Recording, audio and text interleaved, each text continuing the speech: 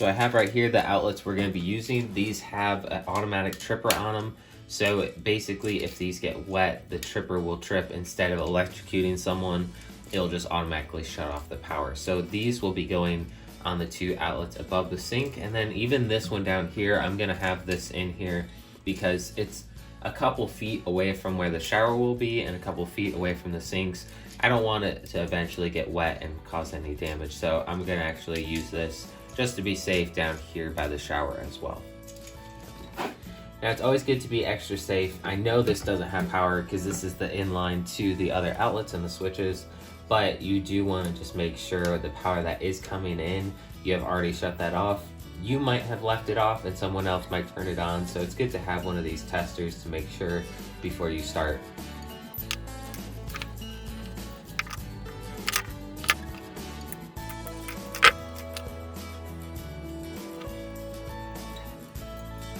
So now I have a couple pigtails here. I'll show you why I need those, but they're basically just extensions to tie these 2 wires together.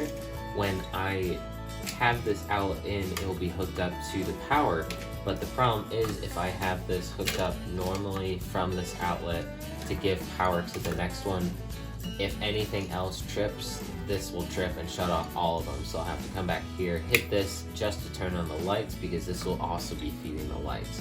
So what I'm gonna do is have pigtails hooking this up, but also hooking these together so that this will only shut off the outlet. The other outlets will shut themselves off because they'll have a tripper on it, but this one won't shut off the lights. So that's really why I'm doing this.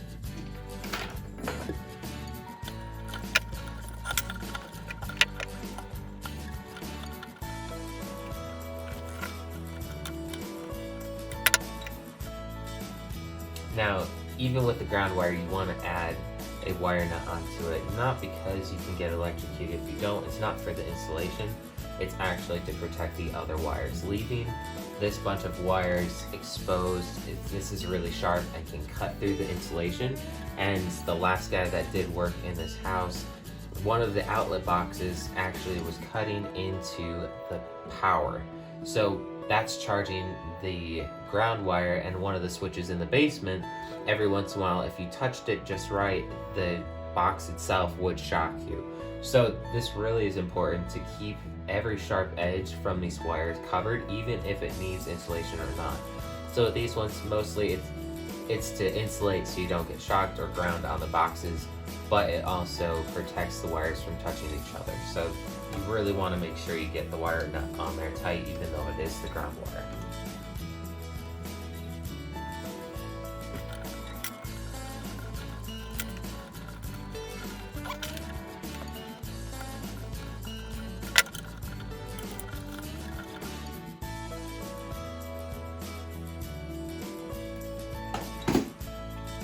Now to hook this up, you would want to look at the other outlets in your house. Depending on who installed the electrical, the outlets can be either right side up. This is the right way to put it.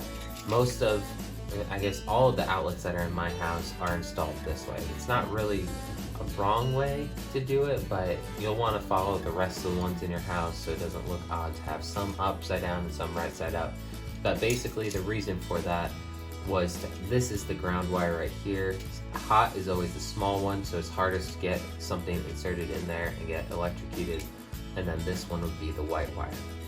Now the reason for it to be right side up this way is for the ground wire to be protecting the other 2 wires from getting hit. So if something slid behind what you have plugged in, if it slid behind, it won't short out up against the hot wire because the ground wire actually stops it before it gets there. So that's not really a very likely scenario, but that's the purpose of that.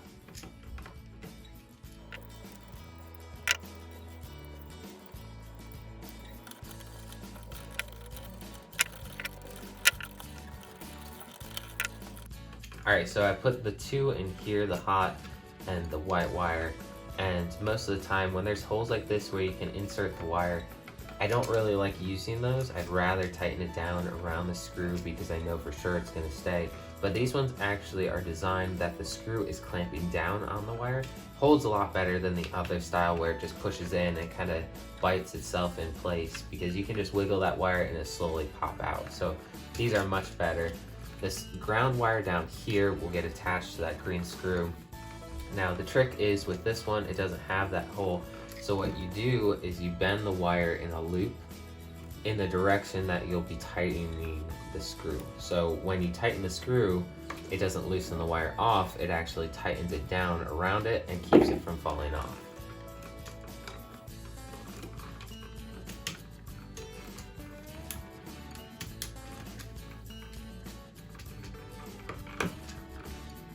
Just like that, you can see the loop is going around clockwise around the screw, so that when you tighten this down, it pulls the wire tighter onto the screw instead of pushing it off.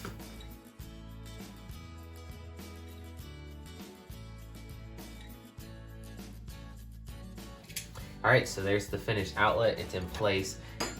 Now with this outlet, it's the same deal. I don't want the power to shut off when this trips, because this power will still be supplying the lights and the next outlet down the line. So I'm actually going to be hooking this up. Last one I used pigtails to tie these two wires together and then send one wire to this outlet. But I'm going to be doing it different this way. If your outlet does have the capability of having two holes in here for the wires to go in, these two are going to be tying together basically the same wire. So instead of using a wire nut and pigtail running here, I can tie these two wires into the same screw and really just save some time. So I'll show you guys how to do that.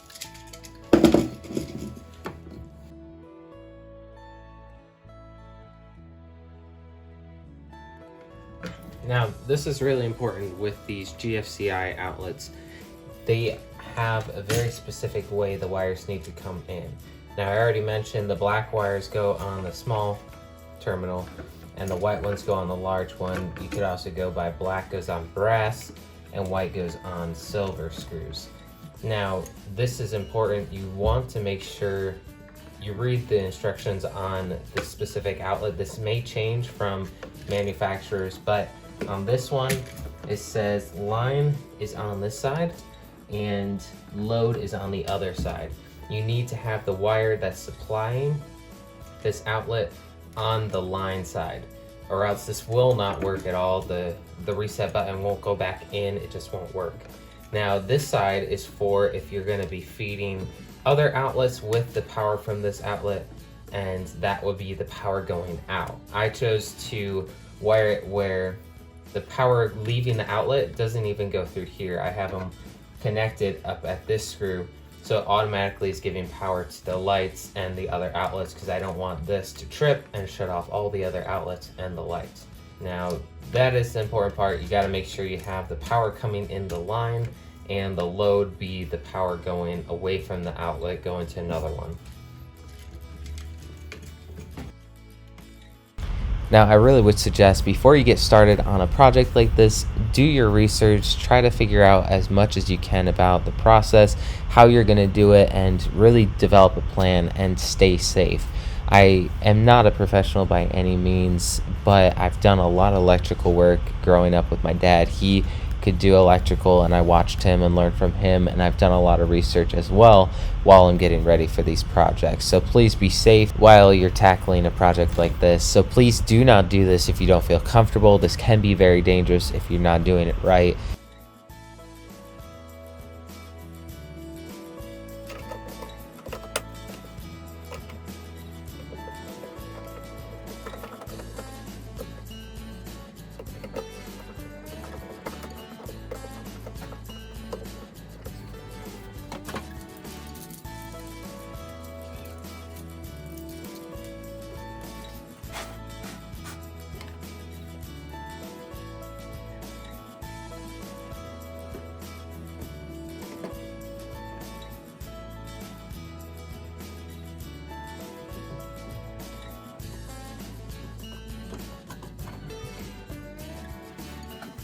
But you can see here,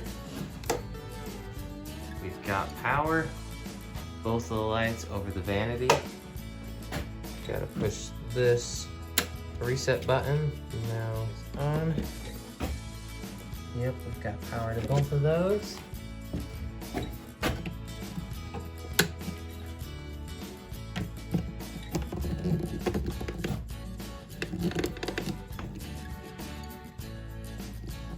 Yep, power to both of those.